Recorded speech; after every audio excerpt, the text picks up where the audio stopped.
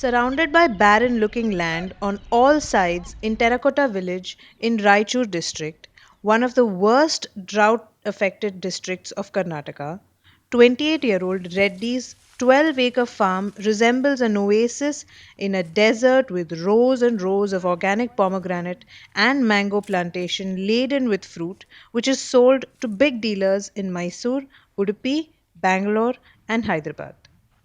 A long visit to his field, even in the evenings, may result in a heat stroke for the uninitiated. However, his crop stands tall, unaffected. Pomegranate, he says, is drought proof. Pomegranate is best suited for the Indian weather. It can survive even when the available water is negligible. 3 years back, Reddy decided to shift from producing BT cotton, drumstick, and water intensive paddy crop and started researching on organic farming. I read about organic farming in newspapers. I went to several villages in Maharashtra and saw how other farmers are cultivating organic crops. That's when I learned that sowing the same crop again and again isn't exactly good for the land or profitable. You keep sowing the same crop, face losses, take loans, then pay back, or in case of a failed crop, don't end up paying and end up committing suicide. I didn't want to do that.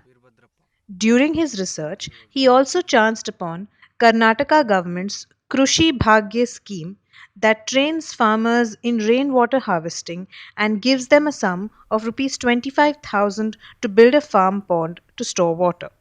I applied for the training, and my name was luckily picked in the lottery.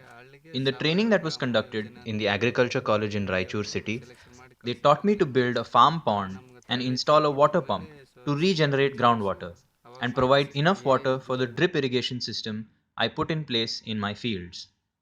This method helps a lot because I'll be able to water my fields even with just half an inch of water in the pond.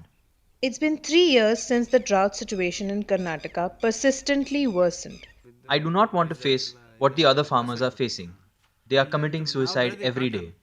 In a district marred by drought, mass failure of BT cotton crop, and increasing farmer debts, option for secure, sustainable, organic farming would seem like the most obvious switch to make. However, convincing the debt ridden farmers of opting for this option continues to be an uphill task.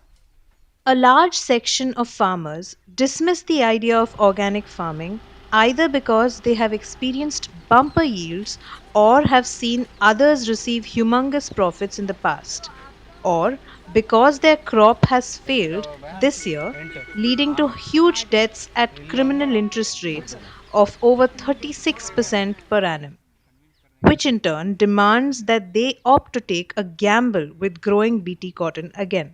It's the hope of maximizing profits and paying off their debts. Amongst the debt ridden farmers are a handful of people like Ranga who are not only adopting sustainable ways but are also working overtime to spread awareness about organic farming. Four other farmers have started getting inspired after looking at the long term profits organic farming can deliver. Two farmers have already learned all the methods and techniques from me. 5 out of thousands may not seem like a big number, but in an ignored, drought, and debt ridden district, it's a hopeful beginning.